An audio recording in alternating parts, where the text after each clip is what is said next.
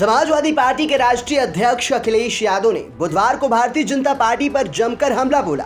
पूर्व मुख्यमंत्री अखिलेश यादव ने कार्यवाहक डीजीपी और नए संसद भवन के उद्घाटन के अवसर पर और जंतर मंतर पर महिला पहलवान की गिरफ्तारी और नए संसद भवन का विरोध करने सहित अमेठी में डिप्टी सीएम ब्रजेश पाठक द्वारा एक दलित के घर खाना खाए जाने पर तंज कसा।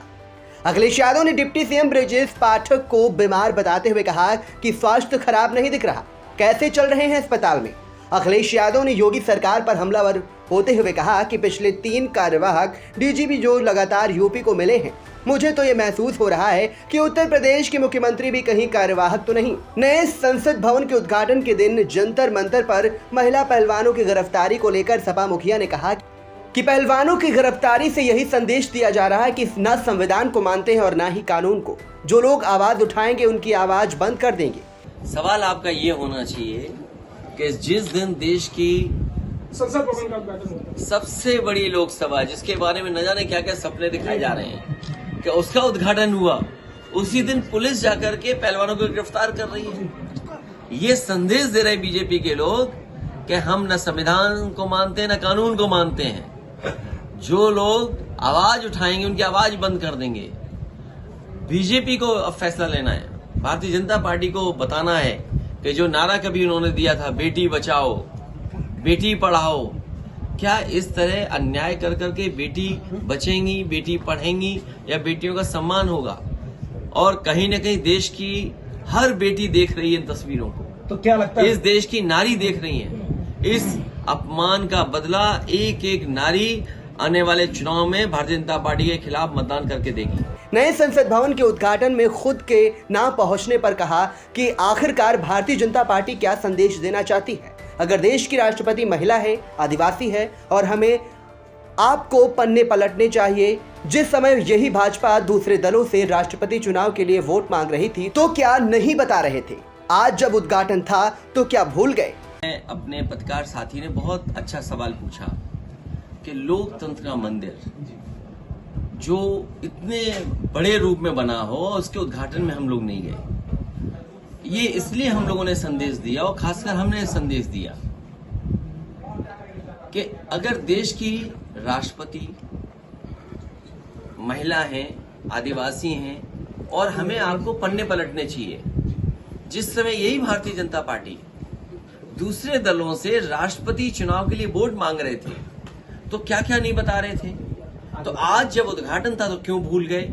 और केवल उन्हें भूल गए, हमारे अभी कोविंद जी रिटायर हुए हैं प्रेसिडेंट, अरे कम से कम उनका भी सम्मान हो जाता। तो आखिरकार भारतीय जनता पार्टी क्या संदेश देना चाहती थी?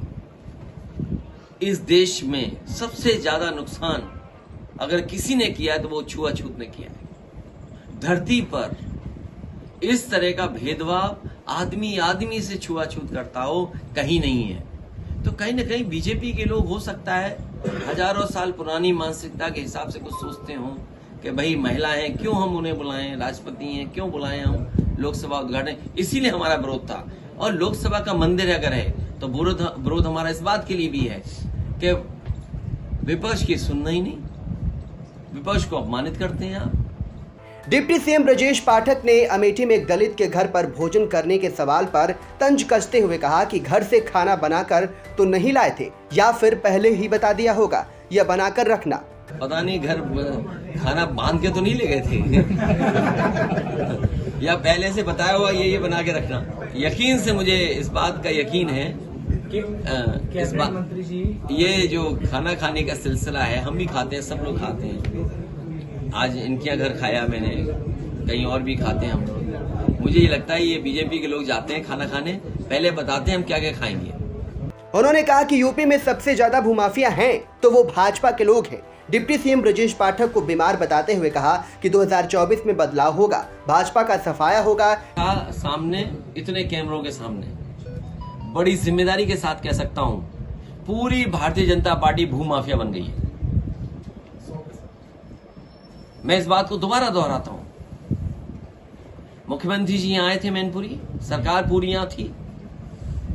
मैं तो कहूंगा कि रजिस्ट्री ऑफिस से वो रजिस्ट्रियां निकलवाइए किस पार्टी के नेता सबसे ज्यादा भूमाफिया बन करके आए हैं। और ये बात केवल मैं मैनपुरी की नहीं बोल रहा हूं, आप अयोध्या की रजिस्ट्रियां निकलवा लो। सबसे ज्यादा रजिस्ट्रियां किस दल के लोगों की हैं? सबसे बड़ा भूमाफिया उत्तर प्रदेश में अगर कोई है तो भारतीय जनता पार्टी के लोग हैं। अयोध्या निकाल लीजिए, आगरा निकाल लीजिए, वाराणसी निकाल लीजिए, आप लखनऊ निकाल लीजिए। समाजवादियों का या उन्हें लगेगा कि बीजेपी का नहीं है तो बुलडोजर आ जाएगा, लेकिन वही प्रशासन बीजेपी के लोगों के लिए जमीनें कब्जा करवाएगा। तालाब कब्जा हो गए, आप देख लीजिए, अगर कोई तालाब है और बीजेपी वालों की नजर पड़ गई तो समझ लेना वो तालाब नहीं, वहां प्लॉटिंग हो जाएगी। इसलिए भाजपा सर्वे के बाद 3 सर्वे करके अपने 2-2 बार सांसद रहे उनकी टिकट तय करेगी। लोकतंत्र इतना बड़ा लोकतंत्र है, यहाँ लोकतंत्र प्रेमी लोग हैं। इस देश में बाबा साहब भीमराव अंबेडकर जी के सपनों को पूरा करने वाले लोग हैं। यहाँ डॉक्टर राम मनोहर लोहिया को और डॉक्टर राम मनोहर लोहिया के सिद्धांतों पर चलने वाले लोग हैं। इस देश के लोगों को पता है आजादी कोई ऐसे ही नहीं मिली। इस आजादी के लिए, इस लोकतंत्र के लिए, अपने कानून के लिए लोगों ने कुर्बानियां दी हैं। कोई लोकतंत्र ऐसे नहीं बदल देगा कि हर चीज बदल दे। 24 में बदलाव होगा, 24 में भारतीय जनता पार्टी का सफाया होगा।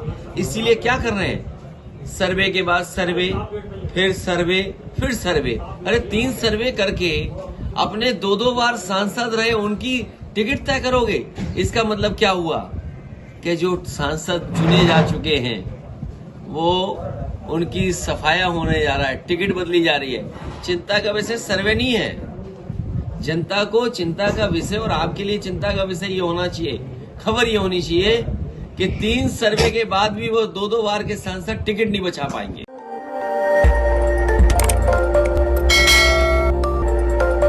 खबर आपकी, नजर हमारी। देखते रहिए आई इंडिया।